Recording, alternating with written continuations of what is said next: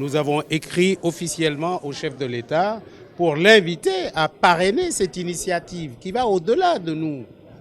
Parce que, comme l'ont dit certains intervenants, il faut d'abord une volonté politique. Mais nous également, ce que nous devons faire, nous voulons le faire, nous devons le faire.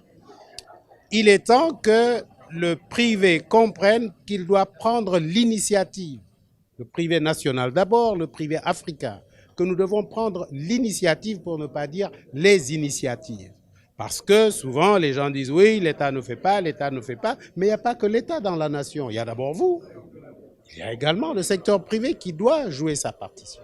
Et ce que nous disons, c'est que nous avons pris une initiative à laquelle nous convions tout le secteur privé national et sous-régional. Vous savez que c'est un projet que nous souhaitons engager avec 7 pays. Je vous ai dit tout à l'heure que nous sommes en rapport avec les dirigeants de tous ces pays-là et que oui, tous ont donné leur adhésion. La première phase, nous pensons que nous allons d'abord asseoir une société d'études parce qu'il faut faire des études et croyez-moi, les études pour un projet de cette dimension, c'est complexe, mais c'est à notre portée. Nous allons d'abord faire une société que nous ouvrons à tous avec un capital de 1 milliard pour nous permettre de suivre de faire les études de faisabilité. Et là-dessus, nous avons déjà un pays ami que je peux nommer, qui est l'Inde, qui nous a déjà accompagnés dans le cadre, comme je l'ai dit, du chemin de fer Dakar-Ziguinchor.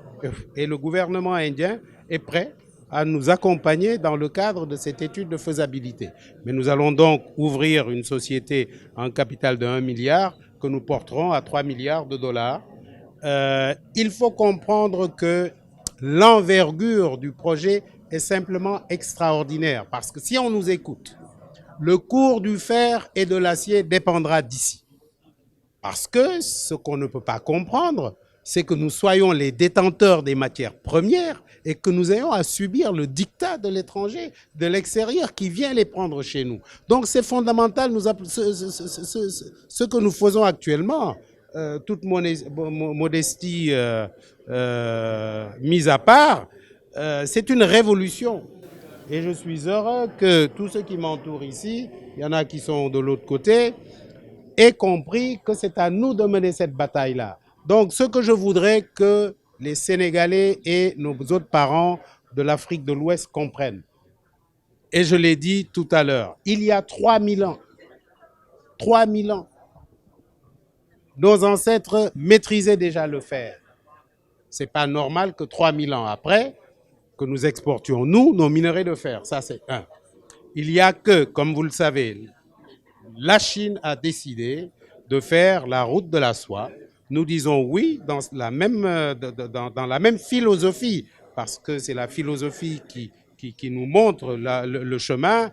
Nous déclarons fermement que nous allons définir, que nous allons prendre la nouvelle route de l'acier et de l'aluminium.